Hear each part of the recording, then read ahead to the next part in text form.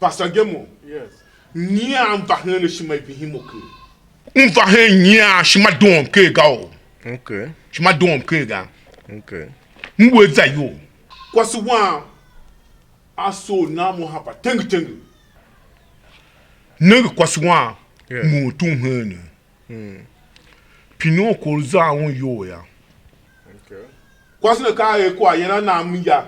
Me ngure me na kwa ya popo miya ya. Agba va mo excuse.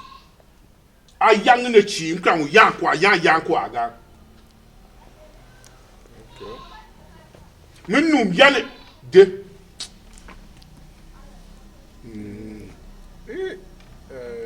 Madam. Unwa ko ya wo aoga. Yes, Pastor Mungwa. Na ene no fa ti o kosun tseberega.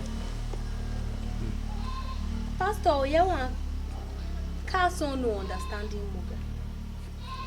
Okay. Pane shegeni sekasi ku uluwe kaluzan we yo hishmaya. Kam no gume anonga understand no but so no understanding Muga. Kai. Ufa zayo ni we amine. Ka zayo yo veve ami kimbi zayo o understanding o no understand kwase gane kase pishi ka veva pastor o ya wambu understanding moga pastor o ya wambu understanding moga ma ufa kwa ugbe shamfe wo shi o ka tave we o ufa kwa ala ben na de mete so ki a ko bibiro na ha kakata do gane se ti o hia na ha gane se ti o hia viu kunu ka mo so ti awon do ha wura nya tun ahungu nya adu ho na mom ahide inya akondo ijira na ha te awon do guma ho o atua hen ola ma kwase ami va ami hen ola na shi ya e kwase yange olu yawe na ha ufa kwa ne guvana za yoku nungo kristo iye handset poluga ka wo za yami no operational manual ka wo za yamoto no operational manual. In fact, anything we ulu gachi ya ka wo da yam kai no operational manual. Ma ku to nyare ku uza ken kwase ina o manual ga.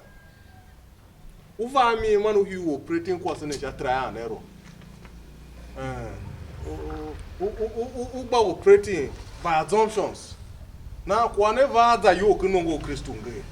Na ha pa kwa verse ki vese ya ka anya yama doshima na ha alu ungu kosun no mu tsemberega manguza kenge kwa ya shahunda wu To. Iyerela ya va ko kunya ma kwa chivi pa ya ka lu ke yunga yo na ha ve shima sha no mu tsembere koso no mu tsembere Asham Pastor Mungwa.